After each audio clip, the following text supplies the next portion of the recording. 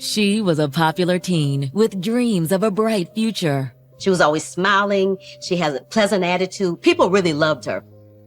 He was a dashing basketball star who promised to make all of her dreams come true. He was known to go to church at least 3 times a week, went to a Christian school, the perfect person you would want as a boyfriend.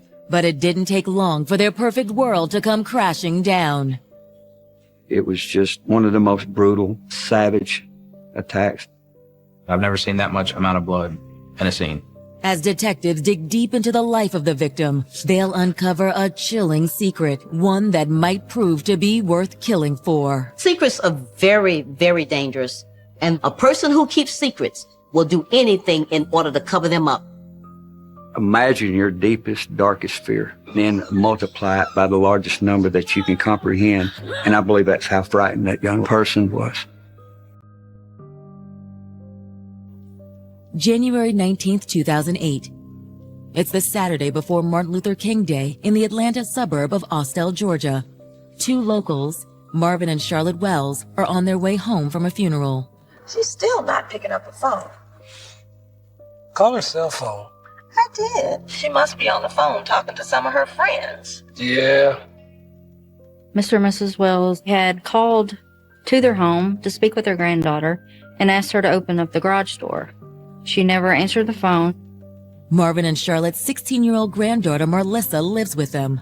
But even as the couple arrives home, there's still no word from her. Melissa?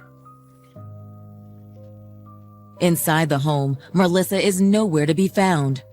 Charlotte has to open the garage door herself. Miss Wells entered the house first. She opened the carport door, and then when she went into the living room, she saw what appeared to be bloodstain on the wall. Oh, my Lord. A crimson trail leads to the lower level of the house, Melissa! telling Charlotte Wells something is gravely wrong. Oh, my Lord. Marlissa was lying in the bathroom floor. She was favoring her right side, face down.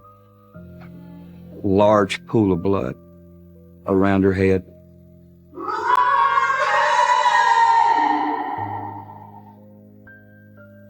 After 911, where's your emergency? You send somebody to Newland Circle, please. I'll stay quick. Hey, what's going on? Sir. 911 call came a little bit before 2 o'clock in the afternoon from the home where Marlissa was murdered. It was her grandparents, and they were obviously extremely distraught and alarmed by what they had found in their home. Officer Roy Collar is the first to respond to the 911 call. Is anyone in the house? When I arrived at the scene, there were 2, a female and a male, outside. The female was extremely hysterical. The male seemed to be like he was in shock. An 11-year veteran of the force, Officer Collar approaches the downstairs bathroom braced for the worst. But even he is stunned by the severity of Marlissa's injuries. I could tell there were some stabbed wounds. I couldn't tell how many. Obviously, there was blood everywhere. I've never seen that much amount of blood in a scene. Very brutal stab wounds, commonly what we refer to as overkill. It's a vicious crime, unlike anything the tight-knit community of Austell has ever seen.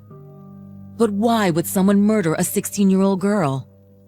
As the investigation deepens, police will unearth a motive so shocking it will leave this community reeling. 16 years of law enforcement, this was the worst thing that I've seen. Born in 1991, Marlissa Wells was blessed with both a sharp mind and a sunny disposition. Oh, Marlissa was wonderful. When she attended school, she got all A's and B's. She did a lot of activities in school, like chorus. She played the violin. Through her vast interest in activities, Marlissa easily made friends, but none better than classmate Sarai Beeg. Marlissa was very outgoing. She was goofy. She always had a smile on her face, no matter what. Although it seemed like the talented and popular teen had everything going for her, nobody's life is perfect. Marlissa's father left their family when she was only 7 years old, and when her mother became engaged to a new man 7 years later, Marlissa was none too pleased. When Melissa moved out to live with her grandparents when I was in the 6th grade, and I think she was in the 8th, because she didn't get along too well with my stepdad. They used to clash a lot. When I was about to marry my current husband, She wasn't too happy about it. So she asked me, could she go and live with her grandfather? And I allowed it with the stipulation that he took care of her, didn't let nothing happen to her. Marlissa's grandparents, they loved her. They took her places. They did a lot of fun things that I couldn't do. Their relationship was very good and strong and close. Marlissa's doting grandparents, Marvin and Charlotte Wells, were devout Christians, and they raised Marlissa in the faith. She went to church a lot. Every Sunday, Saturday, Wednesday, Tuesday, probably Monday, just all the time.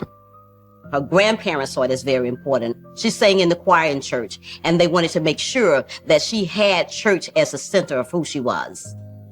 And in the fall of 2006, Marlissa enrolled in a private religious school. I think Melissa liked going to that school. She had a whole bunch of friends, and some of her family went to that school too, so she liked it. It was here that the bubbly freshman met the dashing, well-mannered senior that would change her life. Are you all right? Oh, yeah, I'm fine. I'm looking for Mr. Shepard's class. His name was Matthew Wilkins. Matthew came from a family that was pretty well off, and both of his parents were ministers. Matthew was very popular. He was a star basketball player at his high school, and Marlissa found that attractive. Even though Matthew was 3 years older than Marlissa, they had a lot in common, namely a passion for the Lord. He was from a Christian home. He was known to go to church at least 3 times a week, went to a Christian school, the perfect boyfriend for her. But all those hours spent bonding over the good book soon led to a deeper, more physical connection. Hey, babe. Hey. How you doing? I'm good. That's good. What you doing later? I have homework. How about you spend some time with me? It was young love. It was puppy love. You know, he wears her knight in shining armor. But when Marlissa told her grandparents she'd met someone special, they tried to nip the relationship in the bud. Marlissa's grandparents didn't want her dating. They felt that she was too young to have a boyfriend. But Marlissa was convinced she was in love. And if being with Matthew meant keeping it from her grandparents, so be it. Marlissa kept it a secret from her grandparents by having them come over when they went to church or talking to them, using other people's phones to talk to them, things like that. That's definitely uncharacteristic of Melissa to do that because she was very obedient. So for her to do that showed me she was in love with Matthew and she cared about him a lot. But in the summer of 2007, Marlissa and Matthew's relationship hit another potential roadblock. When Matthew graduated and left for college 3 hours away. He was at ABAC, which is an agricultural school in South Georgia. He was on a basketball scholarship. Marlissa was obviously fearful of the distance and whether that was going to make or break the relationship. But despite the 200-mile separation and Marlissa's grandparents' continued insistence that she was too young to date, the couple managed to keep their hidden romance red hot. They talked on the phone, they text all the time, and were able to get together on the weekends, and they continued this relationship, although secretly. Matthew lived close to where Marlissa's grandparents lived, so he would come home on the weekends and they would sneak off and be together. Melissa told me about Matthew when we were at lunch. She was telling me how she missed him. Marlissa talked about Matthew a lot. She really did care about him. Meanwhile, the ambitious young lady was beginning to make her own college plans. I would think that she would want to do singing because her mother sings, her grandmother sung, but Marlissa wanted to go to college for photography. A college in Florida was pursuing Marlissa, but she was more interested in nearby Georgia State. Marlissa did not want to go too far from, dealing with college. She wanted to stay close to home. As early as her sophomore year, Marlissa began counting down the days until her own graduation, when she could finally be with Matthew in the open. Marlissa really loved Matthew. She wanted to be with Matthew. But just as Marlissa's dreams were becoming a reality, they would vanish into the ether. It starts on the afternoon of January 19th, 2008, when her grandparents come home to find her bloodied, lifeless body on the floor of their downstairs bathroom. If I'd walked into my house and saw one of my children like that, I couldn't imagine the emotion, the shock. But who would want to murder this bright young woman? And why? As investigators search for clues, they uncover details that indicate this crime just might be the work of a madman. Someone that could to snap like that, I mean, the only thing I can describe would be a monster. There's no other way of putting it. In 2008, living in the quiet Atlanta suburb of Austell, Georgia, 16-year-old Marlissa Wells was a sweet sophomore with a promising future. She was very intelligent. She was very active as far as the church, school activities. But when Marlissa wasn't studying or singing in the choir, she was keeping up a secret long-distance relationship with college freshman and star basketball player Matthew Wilkins, a relationship that had been strictly prohibited by Marlissa's grandparents, Marvin and Charlotte. It seemed as if nothing could tear this relationship apart, especially as far as Marlissa was concerned. She really thought that there was going to be a future with she and Matthew. But that dream was struck a death blow on January 19th when Marlissa's grandparents found her stabbed to death inside their home. They never in their wildest dreams imagined that something like this could ever happen to her. Marlissa's family was totally devastated. When I arrived on the scene, of course, the grandparents was already there. Before I knew it, I had several dozen people at the scene. I lost it. She was my baby, my firstborn. It cut like a knife. It was a very hard pill to swallow to know that, number one, this has happened. Number two, I can't see her because they felt like I didn't need to remember her like that. While Marlissa's friends and family console each other, Austell police get to work processing the gruesome crime scene, which is made all the more disturbing by its location. The grandparents used the downstairs portion of it for a daycare, and there were a lot of kids' things down there. Examining Marlissa's body, investigators find more than 60 stab wounds, primarily to her head and neck. There was also a large gash along the side of her neck that may have been fatal. What's more, the killer wasn't content with merely stabbing Marlissa. Her head had been bashed against the toilet. The porcelain tank lid on the toilet was busted and cracked, and part of porcelain lay next to her head. The cause of death was a combination of the blunt force injuries plus the stab and incise wounds that Marlissa received.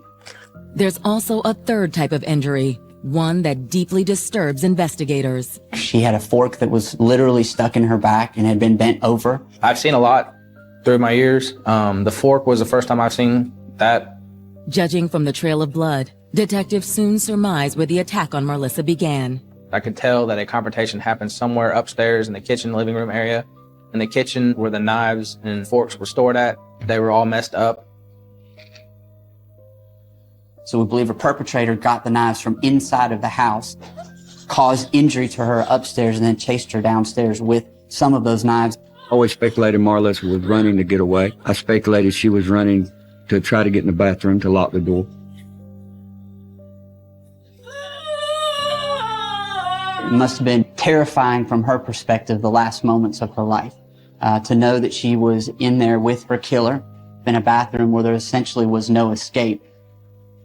When it was all over, the attacker would have been spattered with gore. There was blood in the sink, and the water was dripping into the sink where it looked like maybe somebody had tried to wash their hands. The investigators did find that the patio door was ajar in the Wells home, leading them to believe that this is possibly how the suspect exited the house. Police find a fingerprint on the glass, but ultimately are unable to match it to a suspect. As for the murder weapons, detectives soon locate them inside the bathroom trash can. I happened to look down, and I noticed that the top of the trash can, there was a baby diaper that was just laid across the top, and it seemed odd to me. And when I pulled the diaper back, I was able to see 3 knife handles, and I was able to see 1 knife blade, and the knife blade had blood on it. Having discovered the murder weapons, the question for investigators now is, who was wielding them? Marlissa's grandfather, Marvin, tells police he believes a burglar may have broken in. My father thought that it was a robbery because the bedroom, the jury boxes were poured on the bed. Perhaps Marlissa caught them in the midst of a burglary and they assaulted her because of it.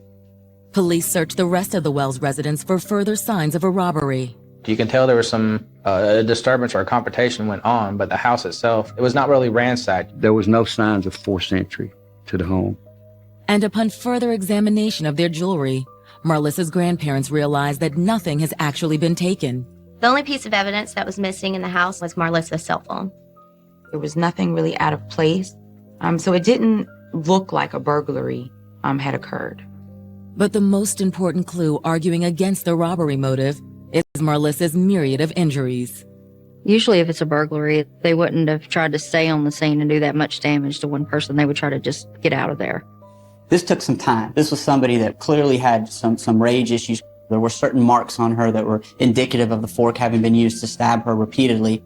Not so much a good murder weapon, but certainly evidence that you're very angry with the person and want to send some sort of message. Just what kind of killer would go to these extremes? It would take somebody that has no conscience, no remorse. It would take somebody that is filled full of rage and anger to accomplish that state of brutality. Which leads investigators to believe that the killer intended to murder Marlissa from the get-go. With theft eliminated as a motive, detectives ponder other possibilities. Well, maybe this is some sort of sexual assault, some sort of home invasion, sexual type thing. Did a stranger sneak into the house intent on unspeakable violence? Normally when we look for a sexual assault, they're at least partially undressed. She was fully clothed. There were no clothing items that appeared to be ripped. It didn't seem to me like this was a sexual assault. This was more of a personal assault. With the murder looking more and more personal, investigators reach out to Marlissa's family for help. The first thing I want to know is, do you know anybody that would have done this to who was against Marlissa? Marlissa's family can't imagine anyone who'd want to harm the friendly young choir girl. Marlissa never got in any kind of trouble. She wasn't that type of young lady. She was a sweet, gentle soul. Ma'am, could you think of anyone that would want to harm her? Did she have a boyfriend or someone of interest? Well, she talked to this one boy on the phone a lot. They were just friends, you know. We don't even allow her to have any kind of boyfriends. And she's 16, you know, this is a church girl. According to the family, although Marlissa wasn't allowed to date, there was one young man for whom she clearly had feelings. When the police asked me, did we know of anyone, all I've known was that the Matthew Wilkins. That was the only person Marlissa ever talked to me about. Matthew doesn't look like a viable suspect because he was 3 hours away at college when the incident occurred. When an investigation begins, you can't rule out any evidence. You can't rule out any possibilities. The school was a significant distance away from the Austell area. So one of the things that we had to look at is, you know, where was he and what was he doing that weekend? Police turned to Matthew's family, who live in nearby Douglasville. To investigators' surprise, Matthew's at home. Yeah, sure, come on in. It turns out he'd been visiting his family for the Martin Luther King holiday weekend. When Matthew first learned of Marlissa's death, he was shocked. He was shocked and he was appalled. He had been away at college, he'd come home, and he's expecting to see her. Matthew admits to police that he and Marlissa were in a relationship, one that had to be kept secret from her family. Were you planning on seeing her this weekend? I wanted to, but it's hard to see her with her grandparents. Matthew tells police that the only people he's seen since returning home for the holiday are his immediate family, who he says can corroborate his statement. This alibi, coupled with his demeanor, makes Matthew an unlikely suspect. But to be safe, detectives run a background check on Matthew. It's hardly the profile of a brutal murderer. He didn't have any prior criminal history. Police have no reason to think this mild-mannered basketball star would want his sweetheart dead. With Matthew Wilkins ostensibly scratched from the suspect list, detectives are plagued by the unsettling thought that a maniac might be on the loose. When the crime was reported, it had a pretty drastic impact on the community. But when detectives turn to the Austell community for leads, a lurid tip will cause them to question everything they think they know about their victim's relationship with Matthew Wilkins and the killer that would stop at nothing to see young Marlissa dead. It was such a shock, and it was something certainly no one expected.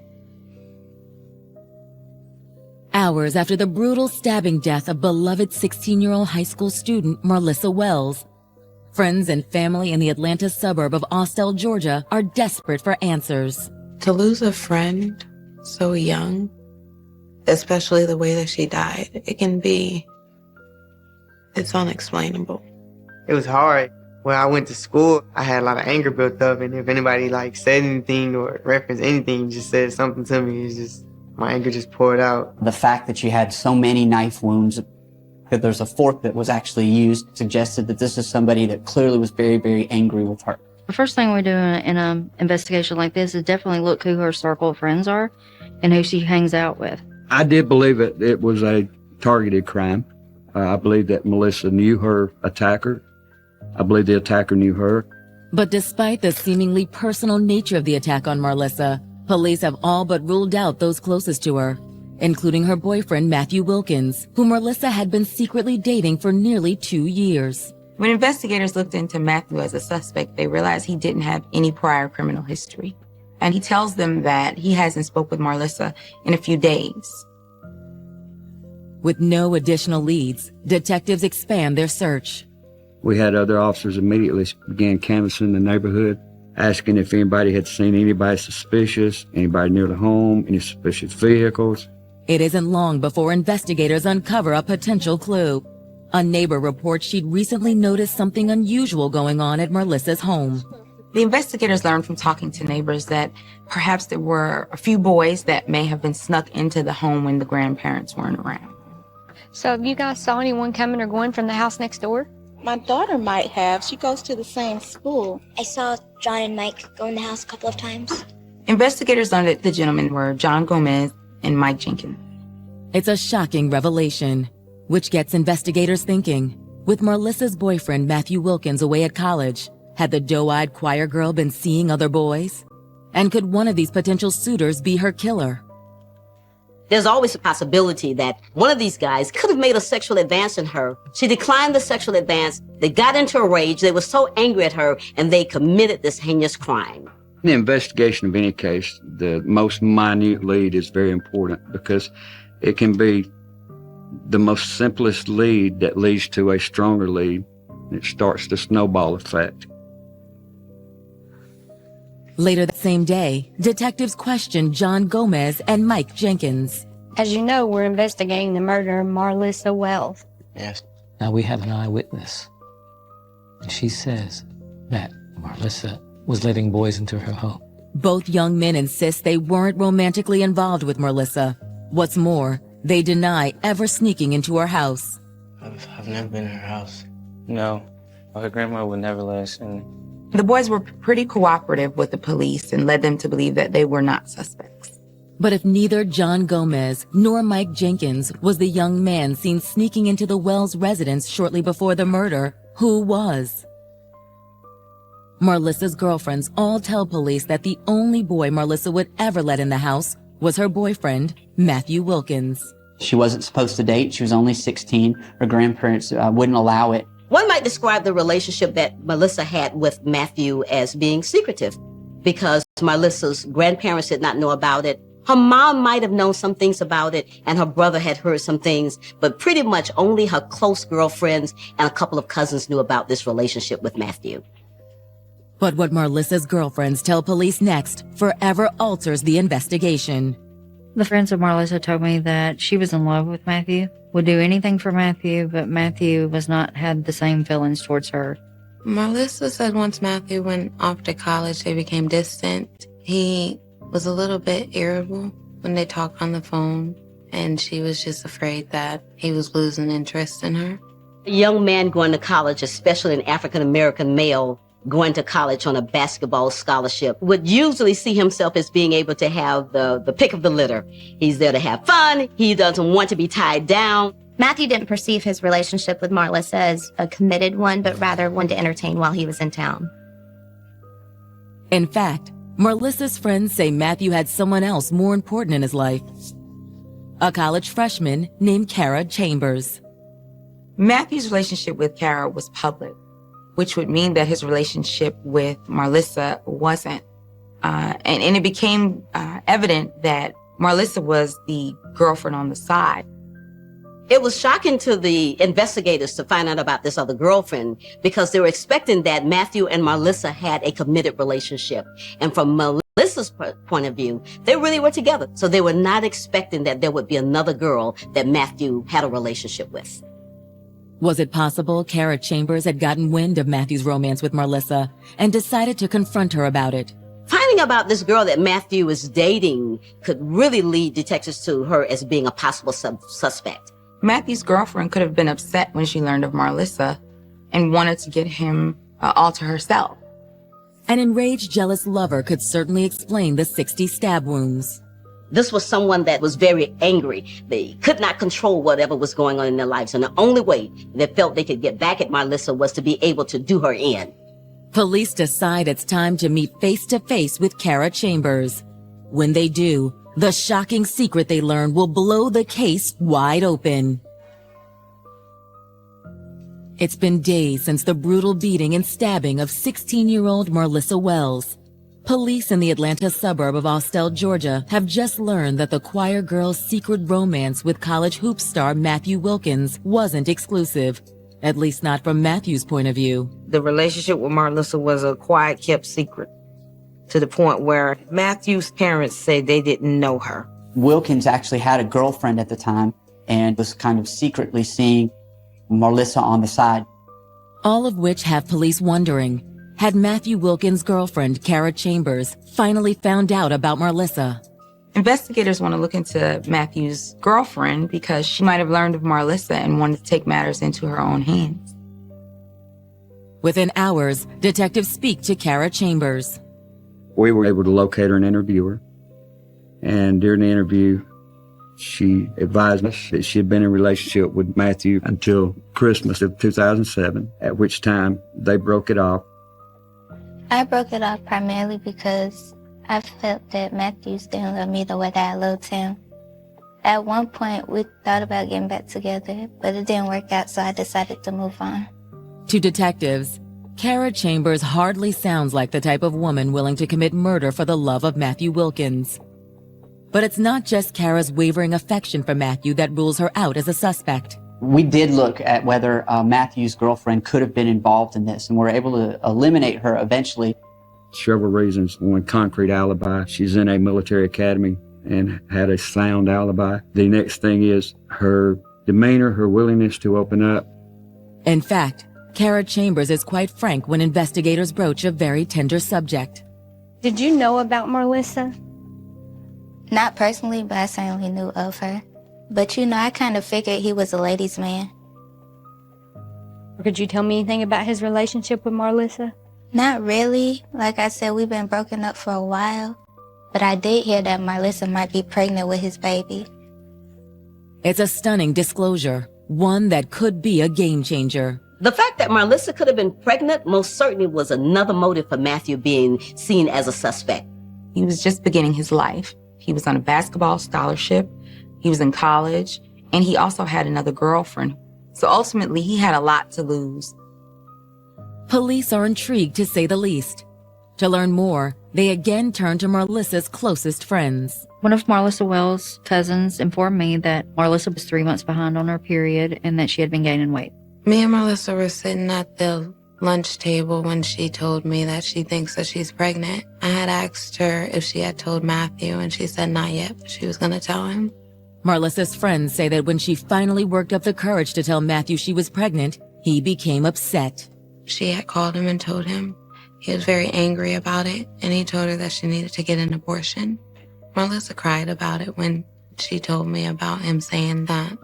He was a basketball star. He had his sights on finishing college. He had his sights on being with someone else. And now Marlissa was becoming a liability and not an asset. Marlissa's friends tell detectives Marlissa considered having an abortion if it would make Matthew happy. But the more she prayed about it, the more Marlissa knew that having an abortion went against her core beliefs. Not only that, I felt like her love was so strong for Matthew that she wanted to have something to connect them two together, whether he wanted to be there for or whether he didn't want to be there for. When Marlissa decided not to get an abortion, she definitely got happier about it. Marlissa would say, I'm going to be a good mommy. For investigators, this revelation catapults Matthew Wilkins back to the top of the suspect list. We started looking at Matthew because it was giving him a motive to why he would want to end the life of Marlissa. Adding fuel to that theory is Marlissa's 12-year-old brother, Eric. Eric recalls an incident between Marlissa and Matthew that got extremely heated.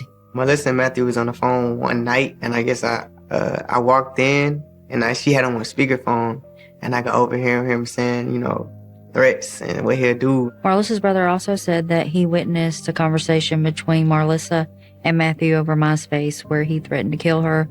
Young Eric says that despite the threats on her life, Marlissa refused to give up on Matthew. Marlissa, like many other women, stay in situations that are abusive because of the fact that they might not see themselves as beautiful and as appealing to other people as she should. And so she believed that no one else probably wanted her. To corroborate the statements made by Marlissa's brother, police reach out to her close friend and classmate, Sarai Beeg. I spoke to Marlissa Saturday morning. Her grandparents were going to a funeral, so they weren't going to be home.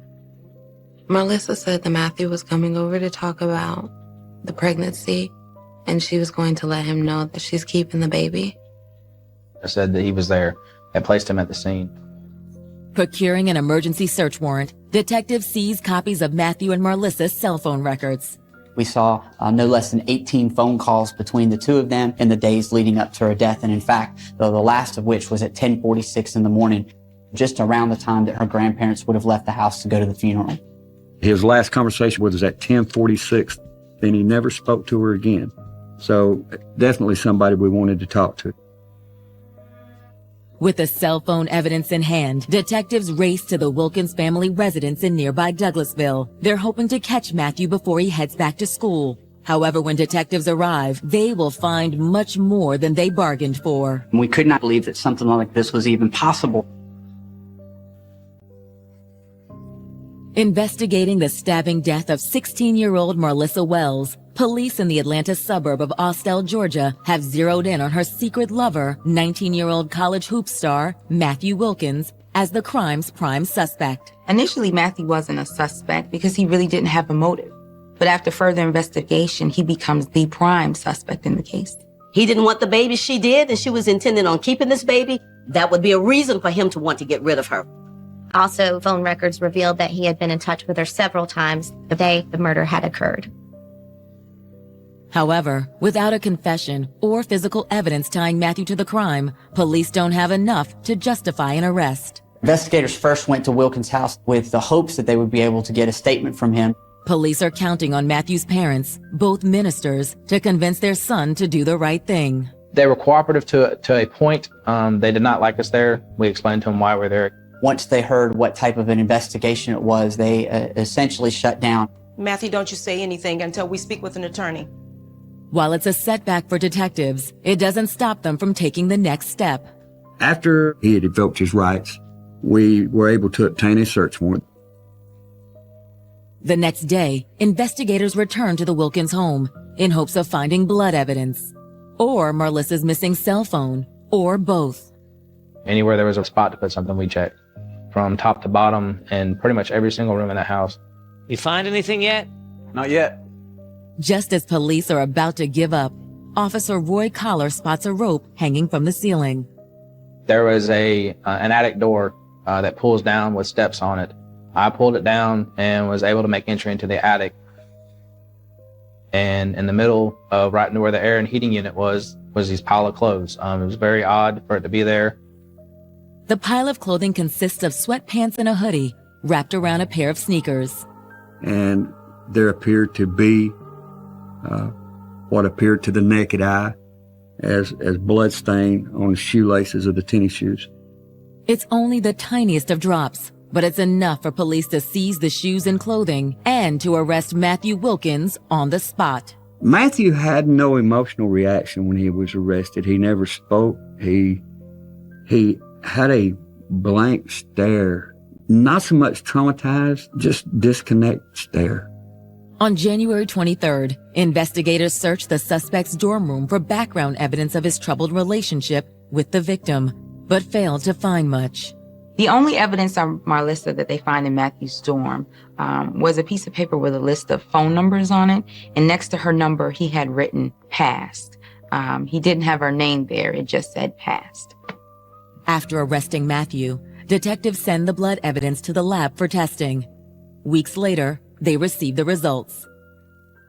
Ultimately, the testing on the shoes revealed that one spot was indeed Marlissa's blood, a clear link from Wilkins to our crime scene. On April 3, 2008, Matthew Wilkins is formally indicted on murder charges. It was a complete shock to her grandparents and to her family members and the community as well. Matthew's friends were shocked to think that Matthew could ever be involved in such a crime as this. They saw him as this quiet, reserved guy. There was that sense that we really wanted to get justice for Marlissa. This was a devastating situation for her family. On March 3, 2010, the state of Georgia versus Matthew Wilkins gets underway in Cobb County Superior Court. It was an extremely stressful atmosphere being in the trial itself because the stakes were so high. Prosecutors allege that on January 19, 2008, Marlissa and Matthew made plans to see one another after her grandparents left for a funeral. They say at 10:46 a.m., Matthew called one last time, and she told him the coast was clear.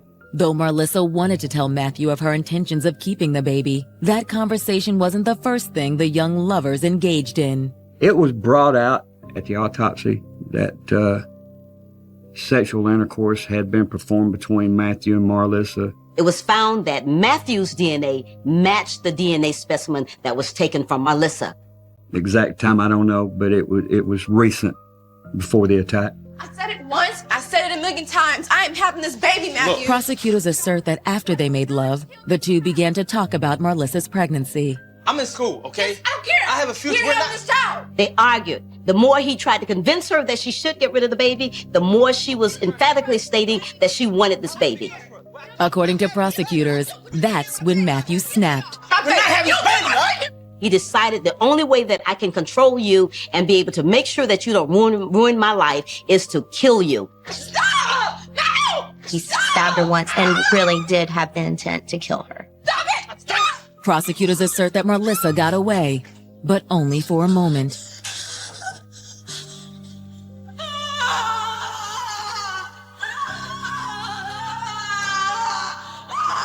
Ultimately, she ended up being cornered in the bathroom. I believe he took her head and struck it against the toilet. She was probably incapacitated. Then he got on top of her and began stabbing her with a knife. The prosecution's story is a gruesome one. Matthew's lover, the potential mother of his child, stabbed over 60 times. He blamed her for what was going to happen to his life. He blamed her for the outcome. So every stab wound was another way of him getting rid of the anger and the blame that he had on her for what was happening to his life. To support their assertions, prosecutors introduced the cell phone evidence, as well as the blood collected from Matthew's sneakers. There was blood that matches Marlissa's blood on the shoes. When it's their turn, Matthew's attorneys claim that cell phone records prove nothing more than the couple's desire to be in constant contact with one another. And the spot of blood on Matthew's shoes is far too minuscule for such a bloody crime. Furthermore, they point out the physical evidence found on the sliding glass door that the killer may have fled through. The investigators found a fingerprint in the home that did not belong to Matthew, and the defense team felt that should have been investigated further by the police. The defense argued that the blood evidence on Matthew's shoe was so small that it could have come from any time and not necessarily just that day of such a gruesome murder. And they argued that Matthew's clothing, if he was in fact the killer, would have been covered in blood. But perhaps the defense's strongest argument is an alibi provided by Matthew's mother, a minister revered throughout the suburban Atlanta community. She stated that Matthew had been with her all day. There was no way that he could have been there and done anything. The DA was cross-examining her, and his mother replied, God was her witness that her son was at home. It's a statement that could carry a lot of weight with a Cobb County jury. You never know which way it's going to go. It all comes down to the 12 men and women sitting in that jury box. How they're going to see it through their eyes is going to be the end result. In a tense courtroom, the state of Georgia versus Matthew Wilkins is drawing to a close. The prosecution alleges Matthew beat and stabbed his 16-year-old girlfriend, Marlissa Wells, to death when she refused to get an abortion. To know that you just had sex with this individual and then to take her life like that, get up and go on as if nothing ever happened, it is unfathomable. Matthew's defense team argues that never happened. They attempt to rebut the cell phone records and physical evidence. But their strongest defense is the sworn testimony of Matthew's mother, a well-respected minister. Matthew's mother provided an alibi for Matthew. She stated that he was with her at the time of the crime. It's compelling testimony, but prosecutors counter by revisiting Matthew's cell phone records, which paint a far different picture of where Matthew was at the time of the crime. The prosecution refuted Matthew's mother's testimony by showing phone records that in fact placed Matthew in a close proximity to Marlissa's grandparents' house at the time. After the crime, we were able to see some pretty significant activity. We saw his mother and himself, they were exchanging phone calls with each other. If he was with her, why would he be calling her? When the DA actually discredited her, I was dumbfounded because, first of all, his mother, Mrs. Wilkins, is a minister. And she got up on the stand and lied. With the testimony of Matthew's mother discredited, both sides rest their case. On March 10th, 2010, the jury returns with its verdict. While awaiting the verdict, the courtroom was very quiet. Obviously, Marlissa's family was very emotional, but ready to get this behind them. No matter how strong the prosecution's case looks, it can always go a different way. Juries are unpredictable. The jury, after 5 hours of deliberating, found Matthew guilty of murder. When the verdict was read, we were relieved. We were praising God and thanking God that he did not get away with this. But the only reaction from the convicted killer is to slowly shake his head. Matthew had no reaction or no response throughout the entire trial. He never looked, he never made eye contact with anybody except the wall in front of him. On March 18th, 2010, the judge sentences Matthew Wilkins to life in prison, plus an additional 20 years for aggravated battery. The judge even commented during the sentencing that the entire courtroom had been affected by this trial, and yet he had shown no emotion and no remorse. And I believe that's why he gave him the ultimate sentence that he could. Although justice has been served, there's a tragic twist in this case. Ultimately, the autopsy revealed that Marlissa was in fact not pregnant. Instead, she was suffering from some medical conditions that gave her an irregular menstrual cycle. I mean, the whole case is sad, especially to the point where she was murdered for a reason that wasn't even so. She really wanted him to love her the way she loved him. And he wasn't receptive. If there's anything to be learned from this case, it's to know who you should put your trust in. And I feel like Marlissa probably put her trust in someone who obviously did not deserve it. Marlissa would definitely want everybody to learn from her mistakes, to be careful. Not everybody is who they seem to be. Her story, if it could touch or reach 5 people that are going through some type of domestic situation with their partners, her story can make a difference. That's what her story, to me, why it's so important to get out, because she loved to help people and it's to save a life.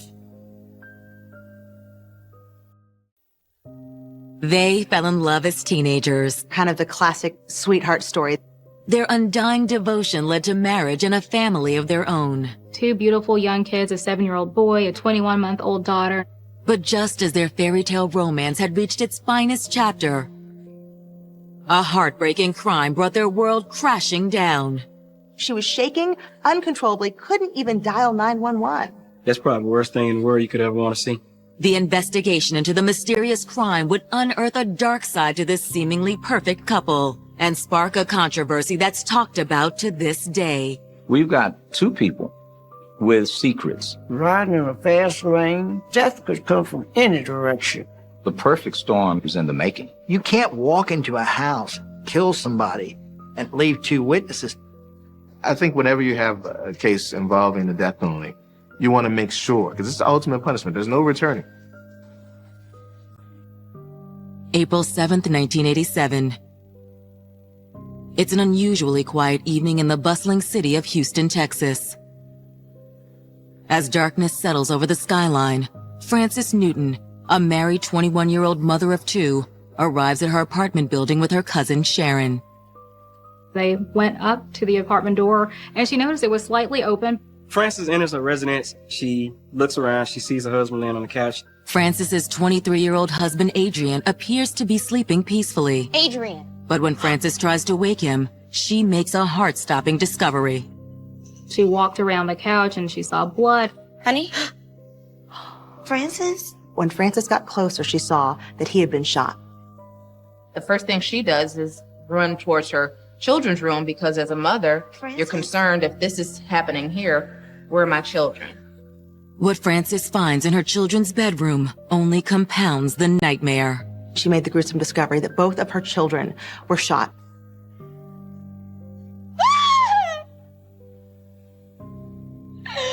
She's frantically screaming. She's running about the place. She's trying to figure out what to do next. She absolutely lost it. She couldn't behave normally, couldn't think straight. She was inconsolable, absolutely beside herself, so much so she couldn't even dial 911. Her cousin had to call the cops. Police! Minutes later, officers arrive on the scene. So when police walked into the apartment, they saw Adrian on the couch, shot execution style in the head. The children were also killed execution style.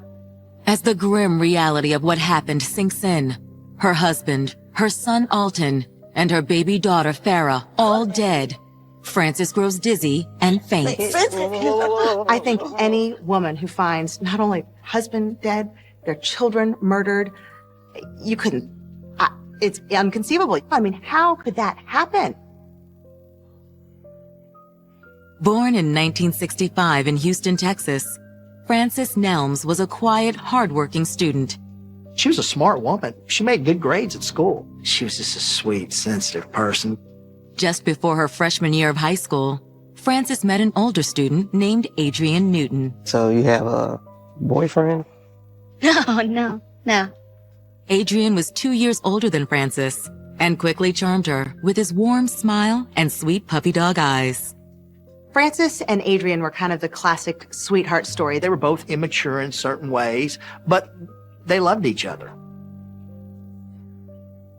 Adrian and Frances's puppy love quickly morphed into something more serious. And at the tender age of 14, Frances found herself pregnant. Rather than push the two young lovers apart, the pregnancy brought her and Adrian even closer together. And when their son Alton was born in 1980, the couple doubled down on their schoolwork and vowed to build a life together. She actually was a really good student. He was a decent student. And despite the fact that she got pregnant, had a baby in high school, she still graduated. After graduation, Frances and Adrian tied the knot. Frances landed a well-paying job in the city as a bookkeeper's assistant, while Adrian played the role of stay-at-home dad. Frances and Adrian were pretty good parents, and their oldest son, Alton, was doing pretty well in school. He had great grades, perfect attendance. Shortly after Alton began kindergarten, the Newtons welcomed another child into their family, a daughter they named Farah. So Frances Newton is a fairly young, very attractive woman. She has a lot going for herself. She's married, two beautiful young kids, a 7-year-old boy, a 21-month-old daughter. You have this love from high school and everything, and it's a positive thing in her life. Life is going well for her. But the life the Newtons worked so hard to build came crashing down one warm spring evening in 1987. It begins when Frances enters her apartment, only to find her entire family has been brutally murdered. Frances and her cousin returned home, and that's when she found her family dead. That's probably the worst thing in the world you could ever want to see. I mean, how could that happen? She was beside herself. She didn't know what to do. What had transpired inside the Newton home that night? And who was behind this heinous crime? As it turns out, the answers to those questions would hit home in a way no one close to the Newton family could have ever imagined. We've got two people with secrets, with deviant lifestyles that are living a lie in front of each other's face. 21-year-old Frances Newton had a good job, a loving husband, and 2 children she adored. But on April 7th, 1987, Frances's dream life unraveled in the most horrifying way imaginable. That evening, she found her husband Adrian, along with her 7-year-old son and 21-month-old daughter, shot to death inside their North Houston apartment. She was beyond completely distraught. This is a really horrific crime. I mean, one minute you have this young family, they have a cute little 21-month-old daughter and an adorable 7-year-old son, and then all of a sudden, you know, the entire family's dead. As police cordon off the apartment, homicide detectives begin scouring the crime scene for clues. Adrian was shot once in the temple, and the gun was pressed against his temple. And we know that because there were powder burns, basically, that you could see on his temple. Not far from Adrian's body on the living room floor is another piece to this puzzle. Over here, there's a shell casing.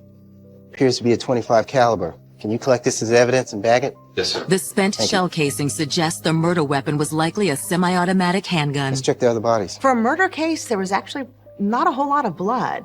In fact, the only blood that they could find, besides on the actual murder victims, was a little bit of blood that had been dripped down the hallway on the way to the children's rooms. There was no exit wound from Adrian, and so therefore, the blood would have had to splatter backwards towards the person who had shot him, and the blood, they think, actually landed on the gun, and so it was the blood dripping from the gun that was found on the floor on the way to the kids' room. And it's inside the children's back bedroom where the full force of the attack is most felt. It's not bad. It's tragic. It's horrendous. Each one of the children have been shot one time. The children were killed execution style, one shot to the chest for both the son and daughter. It's a gruesome scene, but not an entirely uncommon one in Houston at the time. So the police were initially looking at this as a possible home invasion. And I'm guessing they were looking at it that way because it was not, in fact, the safest neighborhood. Houston was a little more depressed financially. It was coming out of the savings and loan crisis. So parts of the city had more pockets of poverty. The north side of town, kind of where this happened, had, pretty high crime rate. It was known for violence and gunfire in neighborhoods. Looking at the big picture, detectives aren't sure the home invasion theory holds water.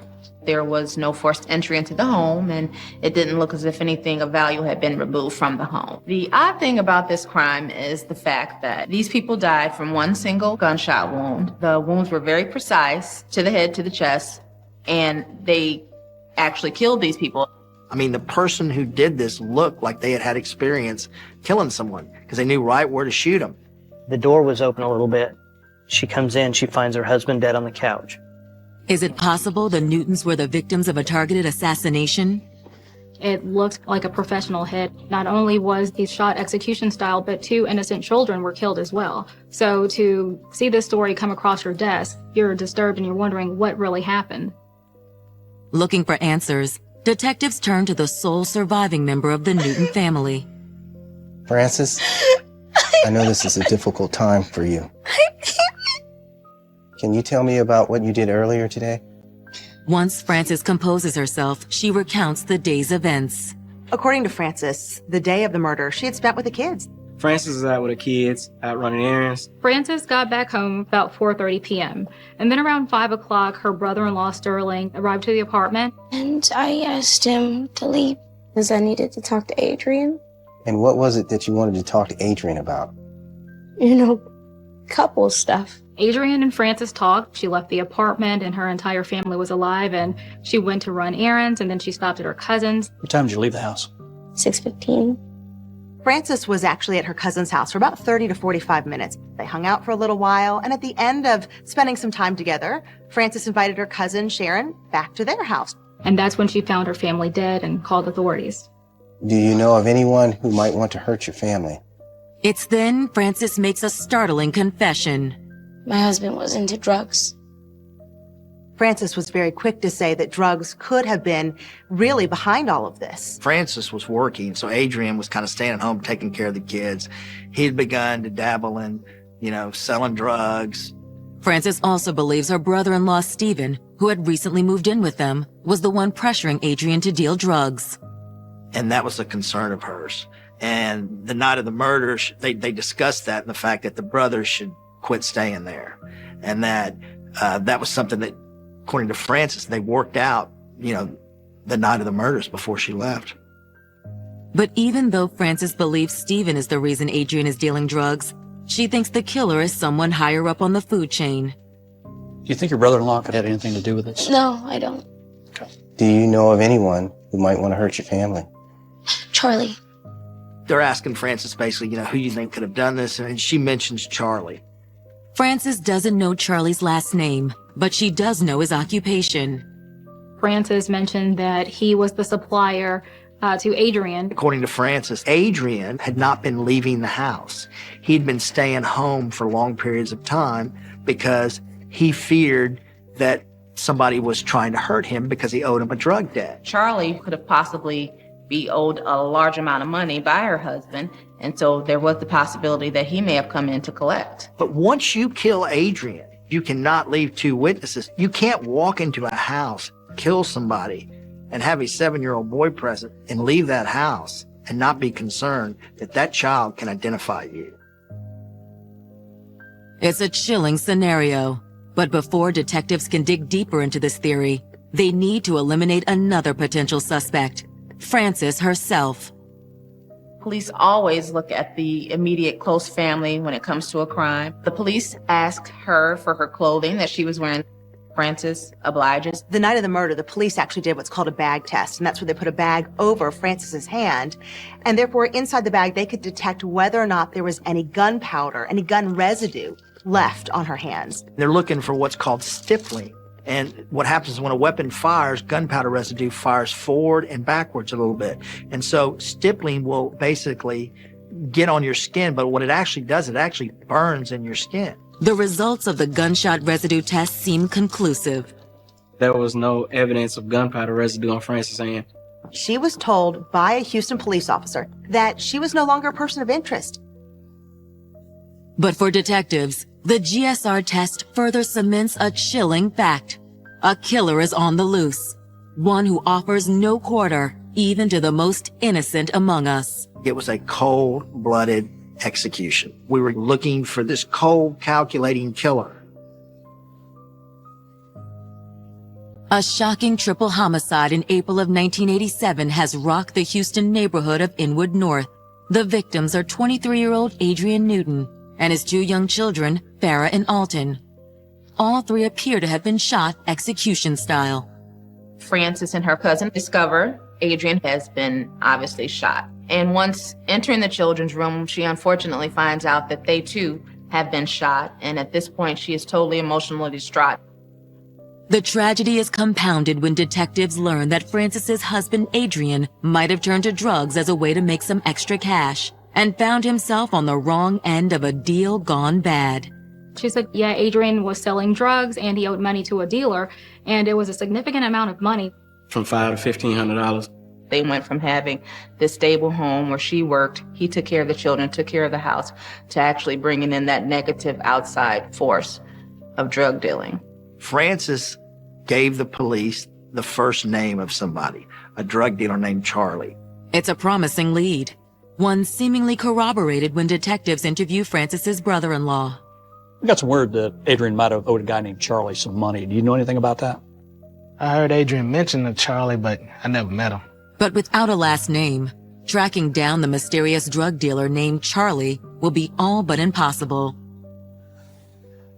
Detectives turn to the Newtons' neighbors, wondering if they saw anything suspicious the day of the murder. But in such a high-crime area, no one claims to have noticed anything unusual. They just kind of thought it was a neighborhood-friendly fire, because that's a lot of what was going on in Houston at the time. So they didn't think a whole lot into it. Police find out from interviewing neighbors that one of the neighbors actually heard shots fired around 7:30. They didn't think much about it. It was nothing new to the neighborhood, so the police weren't even called until Frances' cousin actually called them, which was actually an hour later. While the Newtons' neighbors can offer up no new evidence, back at police headquarters, a concrete lead has surfaced. Authorities received an anonymous tip about a truck being parked in the driveway around the time the murder occurred. They said, hey, between 7 and 7:30, there was this unknown truck parked in the driveway, and there was a black male about 30 years old in the vehicle. And apparently this person wrote down even the license plate of the truck, but didn't want to be interviewed by police. But before they begin running this new lead down, Francis Newton's cousin Sharon comes forward with additional information. And we really appreciate you coming in. Go ahead and tell us what you saw. It's about Frances and how she was acting that day. The cousin said that she really was acting oddly because she was going around kissing her relatives, saying, you never know when you're going to see him again. She wanted her cousin to go back to the apartment with her. And I said, okay. And we got in the car, and she started to back out. So as they left the house, something strange happened. Frances was backing the car out of her cousin's driveway and saw her son's backpack out the back seat. She stopped the car. Sharon tells detectives Frances retrieved the blue backpack from the back seat and exited the vehicle. She got out of the car, took the bag, and put it at the property next door. It happened to be an abandoned home that was owned by her parents. She dropped the blue knapsack down, got back in the car, and they headed to her house. All right. Did you see what was inside the bag? No, but it was just strange. That's why I'm coming to you guys. Detectives aren't sure what to make of Sharon's story. So the detective took the cousin back to the house, and that's where they found the bag with the gun in it. And it's not just any gun either, but a .25 caliber semi-automatic handgun. The same caliber as the shells found in the Newtons' apartment. If this is the murder weapon, then what is it doing inside the young victim's backpack? The police, I think, were immediately suspicious simply because of recovering the gun.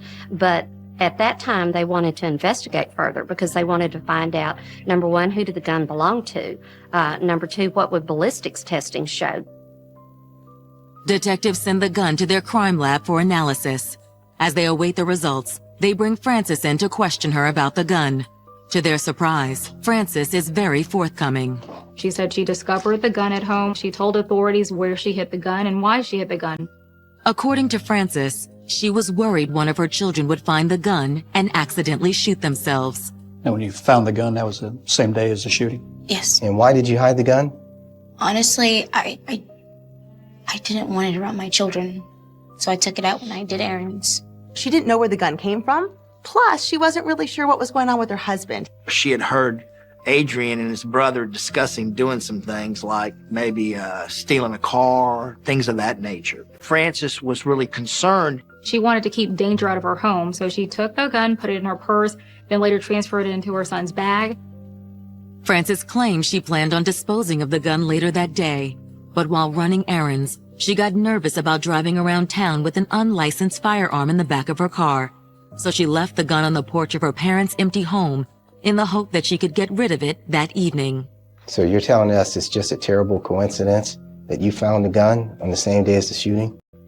I know it looks really bad, but I'm telling you, I would never hurt my family. And while detectives still aren't sure what to make of Frances's story, they have no choice but to let her go and turn to other leads. However, no sooner has Frances Newton been released than rumors begin to bubble up. Rumors that further cloud the truth surrounding this terrible triple homicide. There are a lot of pieces missing to this puzzle, but we do know this. We've got two people that are living a lie. It's been less than 48 hours since Adrian Newton and his two young children were gunned down inside their Houston apartment. And while it seems impossible to believe that Adrian's wife Frances could be behind the shooting, the discovery of a .25 caliber semi-automatic handgun in her possession has investigators taking another look at this pretty young housewife. I think that it's logical in the sense where, you see a gun in your home, you're trying to remove it from your home to protect your family, but that just really made her look guilty. Detectives send the gun to the crime lab for a ballistics test. Meanwhile, having released Frances from custody, they decide to run a routine background check on her. What they find only raises more red flags. When police started looking into Frances's history, they found out several really interesting things. Hey, Frances is not the outstanding citizen that we thought she was. She's got a criminal history record and also has some problems on the job. Wasn't that interesting? Frances was fired by a previous employer for stealing from the company, and she was also on probation for committing forgery. So these facts made them question her character. Can you email me a copy of that? The case takes another bizarre turn when forensics runs a check on the serial number of the gun found in Frances's son's backpack. So authorities traced it to a gun owner, and they spoke to the gun owner, and he said, hey, I gave it to my cousin Frankie about 6 months ago. Who is Frankie? And what possible connection could he have to the triple homicide at the Newtons' apartment? On April 9th, 1987, detectives track him down. Your cousin loaned you his gun. We have reason to believe that gun's been used in the commission of a crime. Frankie says that he has no idea how his gun was even involved in this situation. Could you explain to me how Francis Newton came in possession of the gun?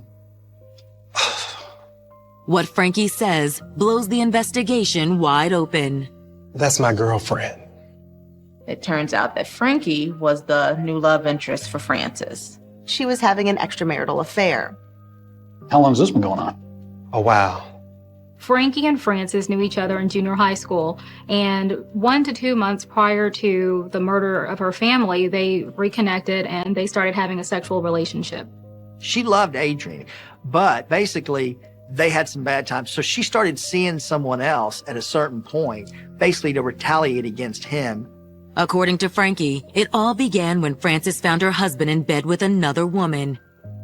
He tells police it wasn't the first time Frances suspected Adrian of cheating, but this time she wanted payback. She knew Frankie, and so that's why she went to Frankie. Adrian was having an affair with someone else, and then whether it was retaliation or not, she ended up also being with someone else. So they both had extramarital affairs going on. I think the nature of their relationship was the fact that Frankie was an old friend from the past, and probably they had some good times together. They shared some good memories. So in the process of her having problems with her husband, she probably felt comfortable with someone that she knew. So authorities are thinking, okay, did the boyfriend Frankie commit the crime? Did Frankie and Francis come together and, plot the murders of the family together to run off and live happily ever after? Maybe she wanted to get rid of her husband to be with her lover. And maybe her lover didn't accept kids. Okay, Frank, I gotta ask you a tough question now. Did you kill Adrian Newton and those 2 kids? No, I didn't kill anybody. Frankie was saying, this was a gun that I kept in my chest or drawer, and she probably had access to it because she did my laundry. Frankie's statement shoots several holes in Frances's story about how and where she found the gun. If Frances lied about this, then it's possible she also lied about Adrian's ties to the local drug trade and his involvement with the mysterious dealer named Charlie. But this does beg the question of why Frankie did not know that his gun was missing, because if it's in a drawer, especially something like an underwear drawer that you're going in on a regular basis, you would think that you would know that the gun was missing. So you wouldn't mind taking a polygraph test? Polygraph? A lie detector test. Sure. Whatever it takes to prove to y'all I didn't kill nobody. The boyfriend passed a lie detector test, and he didn't just pass it, he passed it with flying colors. So when the boyfriend passed a lie detector exam, then they excluded him as a suspect and began to focus on just Francis. There were lots of questions. Some of the questions was, how can a person be convicted of murder based on only circumstantial evidence? Looking for anything that concretely ties Frances to the crime, investigators questioned Frances's friends and neighbors. Turns out, Frances wasn't shy about telling people how she felt about her husband's affair. Frances was telling people if her husband cheated again, that she was going to kill him. She said she was joking when she said it. However, when police heard that, they didn't really see that as very funny or as just something she said. They took that very seriously. They're obviously having problems. I do understand where the suspicion and red flags could go up on that. So for Frances, this is not looking good at all. From the outside looking in, high school sweethearts Frances and Adrian Newton seemed like the perfect couple. But the brutal shooting deaths of Adrian and the couple's 2 children has uncovered a terrible truth. Their marriage had devolved into a vicious cycle of revenge and infidelity. So they were living in the same home at that time, but they both had extramarital affairs going on. There were reports where Frances made the statement, if Adrian ever cheated on me again, I'm going to kill him. The gun that was used in the crime was traced back to someone by the name of Frankie. And upon further investigation, it turns out that Frankie was the new love interest for Frances. And so at that point, police decided to strictly focus on Frances in this murder investigation. Still, detectives aren't completely convinced jealousy was the primary motive behind Adrian Newton's murder.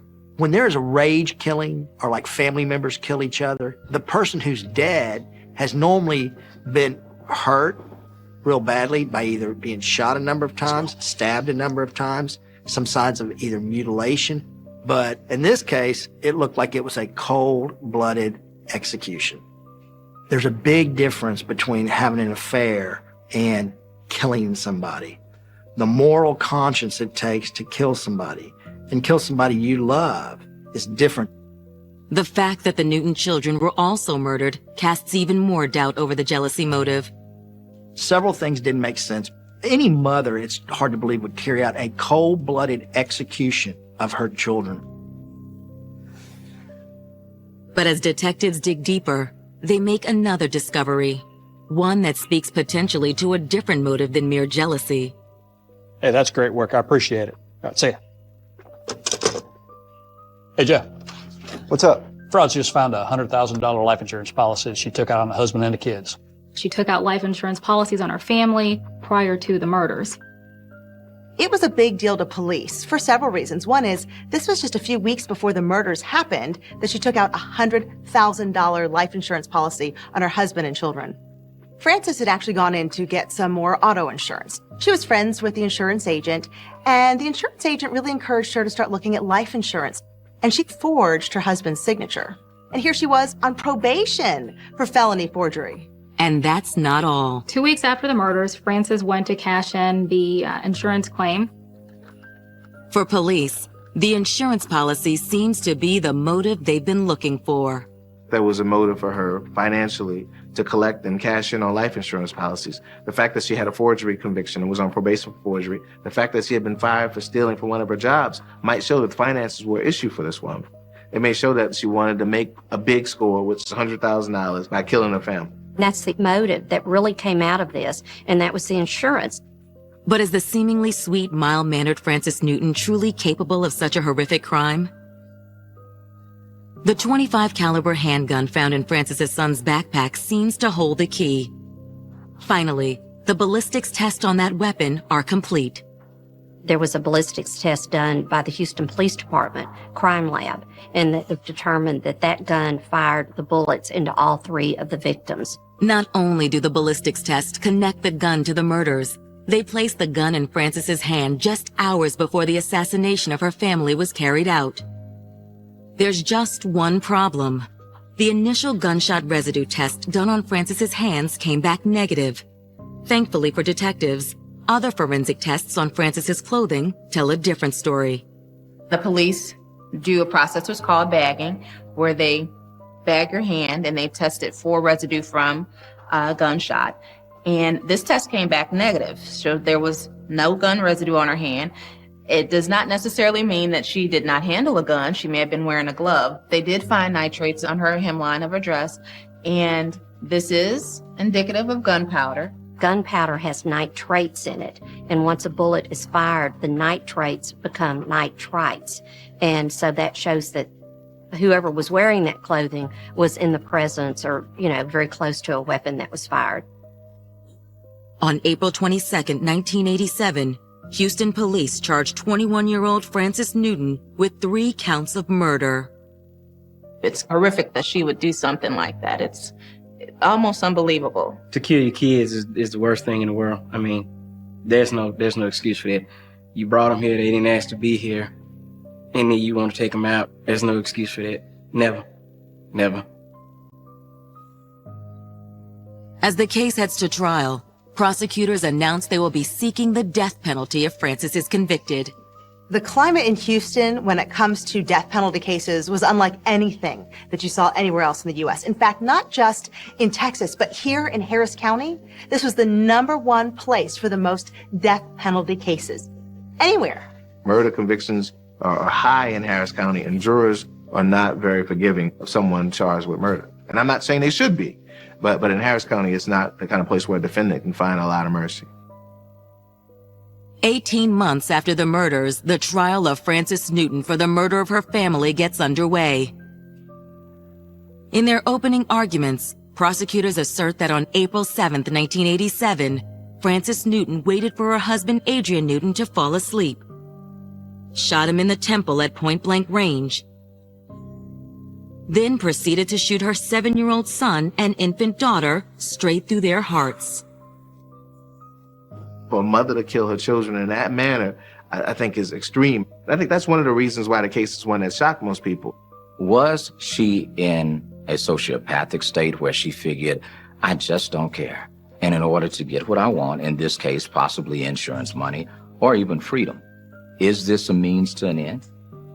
Prosecutors claim they know the motive for this heinous crime: the $100,000 life insurance policy Frances had recently taken out on her family. The facts are that a mother murdered her baby and murdered her young son and murdered her husband just to get money. And that's about as horrific a case as you can get. And prosecutors say the slew of physical and circumstantial evidence backs up that assertion.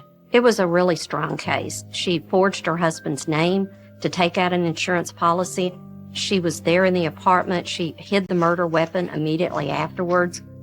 The murder weapon was taken from her boyfriend's apartment where she had access to it. She tried to collect on the insurance policies. That's very, very strong evidence. As for the allegation that Adrian may have owed money to a drug supplier named Charlie, at least one person initially in Frances's corner seems to have a change of heart: her brother-in-law.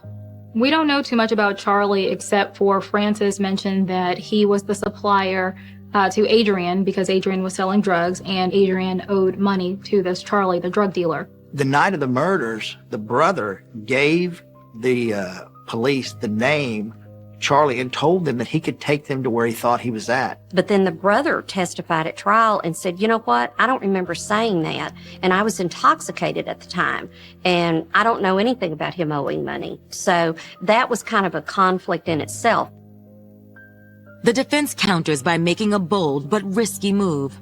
On October 21st, 1988, looking more like a choir girl than a killer, Frances Newton takes the stand in her own defense. She starts by telling the jury her version of what happened the day her family was murdered. Hey. Hey. So, I know things have been kind of tense between us. Yeah. Frances and Adrian are home, and his brother comes home. What's up, guys? Do you mind? We were just kind of talking. Did I walk into something? Yeah. Frances asks him to leave because she wants to discuss some things with Adrian and needs a little personal time to do so. Her and Adrian began to talk about their relationship. And according to Frances, she would quit seeing her boyfriend and that they would, basically unite, not just for the children, because they really loved each other. Frances says that after she and Adrian patched things up, they made love. Afterwards, Frances left to run some errands with her cousin. When they returned home, Frances discovered her whole family had been slaughtered. When asked to explain how she came to be in possession of the same gun used in the shootings, Frances tells the court the same story she told police. She's like, you know what? I don't want that coming into our home. I'm going to take this gun and hide it so my family can be safe. But the prosecution asserts Frances is the one who brought the gun into the Newton home in the first place. They ended up tracing the murder weapon to the boyfriend. That's how the gun went from one person to the other. She probably got the gun out of the drawer where her boyfriend's clothes were, where she had access to. Frances was actually the one who took this gun in her home.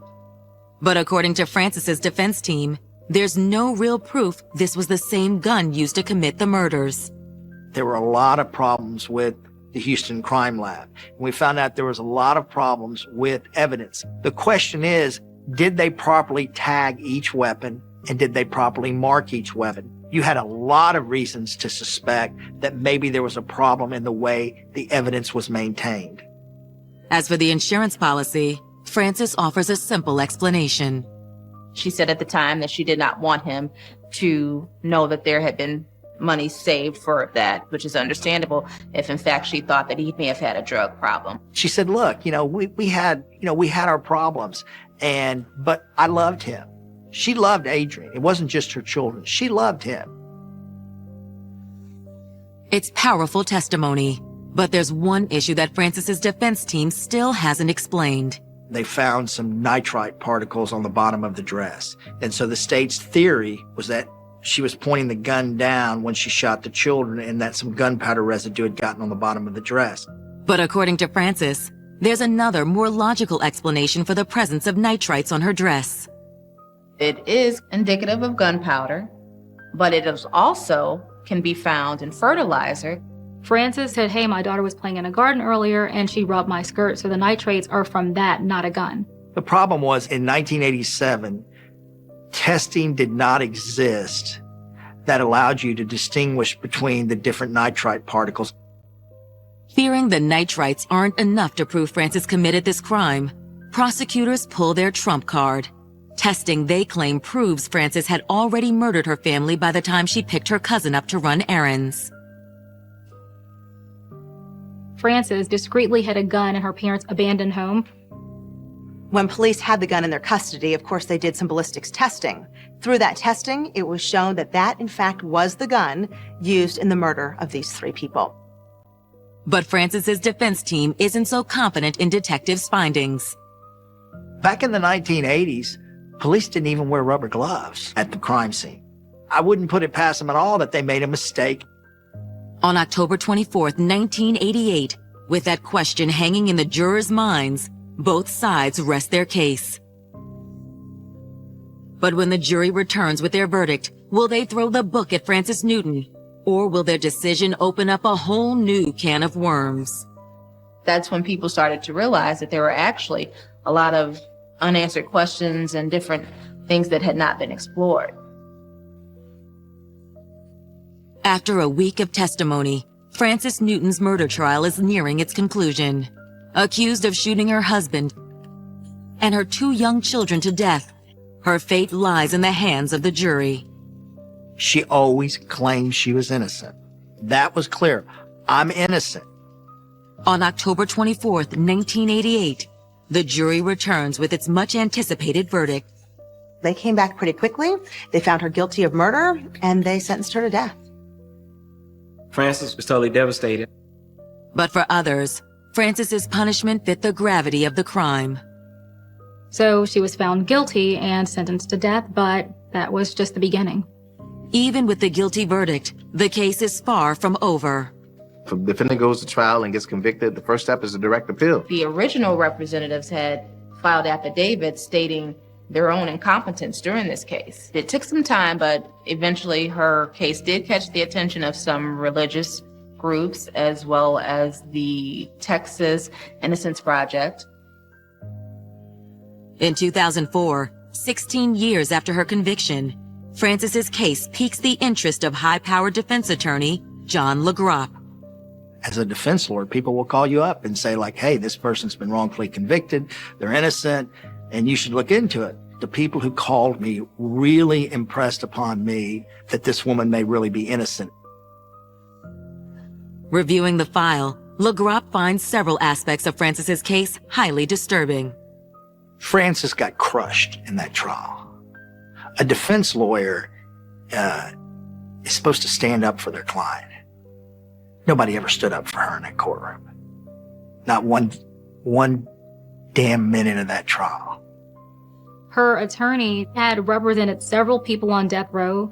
16 of his clients were sentenced to death. This guy was so incompetent that they actually had nicknamed the death row wing at the Department of Corrections after him. The year before the trial, there was only one meeting between Frances and her representative, and that was a 20-minute meeting. There was no investigation where the state's theory from the beginning is very, very difficult to accept. So in a case where there are enormous red flags and warning signs, where a lawyer should be aggressively investigating his client's case, looking for the owner of that truck, looking for Charlie, no one ever did anything. Filing an appeal on behalf of Frances, LeGrop singles out not only her subpar legal defense, but also the Houston Crime Lab's shoddy methods of preserving and processing evidence. At this time, the Houston Crime Lab had come under a lot of fire because they were known for misplacing evidence, sometimes allocating evidence to the wrong case. December 1st, 2004. Francis is scheduled to be executed in 2 hours. But with another possible appeal in the works, Governor Rick Perry grants a 120-day stay of her execution. I don't know if it's ever happened before. In coming so close to that first execution and experiencing the granting of the reprieve, it was an extraordinary feeling of relief. With the reprieve granted, LeGrop requests that new forensic tests be conducted on the murder weapon. The ballistics were retested, and that was the defense expert retested them, the sheriff's office retested them, and it came out with the same result. That gun fired the bullets into all 3 of the victims. The test results satisfy the court, and Francis's death sentence is reinstated. On September 14th, 2005, Francis Newton is put to death by lethal injection. We have various reasons why this case was catching so much attention. There's the symbolism there with it being the first African-American woman to be executed in the state of Texas since the Civil War. And on top of that, you have people who are invested in this, not only people in her community who feel she's innocent, but this is drawing attention from various anti-death groups and things of that nature. I was with Frances 2.5 hours before she was executed. And Frances had an enormous faith, and she viewed it as, I'm going to be reunited with my family. More than a decade after Francis Newton's execution, opinions and emotions about the verdict run high. There was no indication that she had any animosity towards her children, that she had any loss of love for her children. You know, so for her out of the blue just to go in and kill her husband and then to murder her kids as well, those are some things that stuck out to me. She's ruthless.